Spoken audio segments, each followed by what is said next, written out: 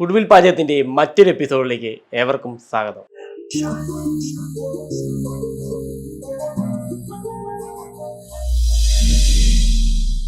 നമ്മളിന്ന് ഇഡ്ഡലി വെച്ച് ഒരു ഇഡ്ഡലി 65 ആണ് ഉണ്ടാക്കാൻ പോകുന്നത്. എളുപ്പത്തിൽ കുട്ടികൾക്കൊക്കെ എങ്ങനെ ഉണ്ടാക്കി കൊടുക്കാമെന്ന് നോക്കാം.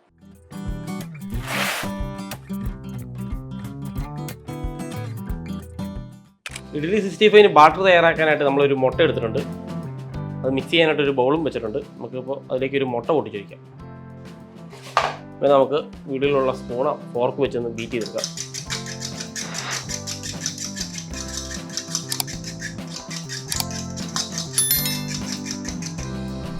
ഇതിലേക്ക് നമുക്ക് ലേശം മഞ്ഞൾപ്പൊടി ആഡ് ചെയ്ത് കൊടുക്കാം.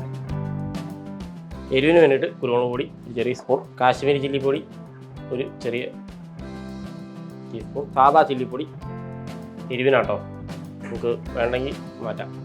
കുറച്ച് ഗരം മസാല, നാടൻ ഗരം മസാലയാണ് ഫ്ലേവറിന് വേണ്ടിയിട്ട്. പിന്നെ ആവശ്യത്തിന് ഉപ്പ്. പിന്നെ നമുക്ക് സ്പൂണിട്ട് നന്നായിട്ട് ഇളക്കി കൊടുക്കാം.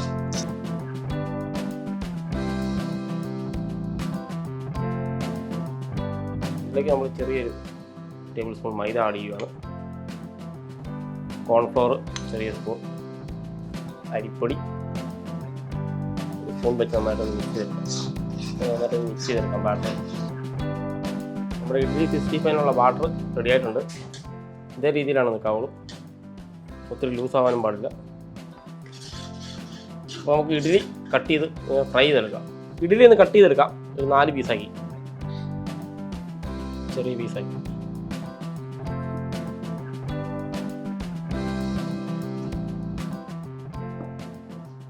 ഇഡ്ഡലി നമ്മൾ ഇതേ രീതിയിൽ നമ്മൾ കട്ട് ചെയ്ത് വെച്ചിട്ടുണ്ട്, ചെറിയ പീസാക്കി. ഇത് നമുക്ക് ഇനി ബാറ്ററി മുക്കി ഫ്രൈ ചെയ്തെടുക്കാം. അപ്പോൾ എണ്ണ ചൂടായി വന്നിട്ടുണ്ട്. നമുക്ക് ഓരോന്നായി ഫ്രൈ ചെയ്തെടുക്കാം.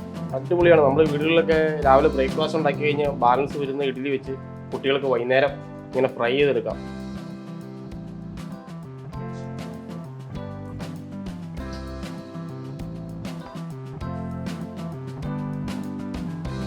അടിപൊളി ടേസ്റ്റാണ്.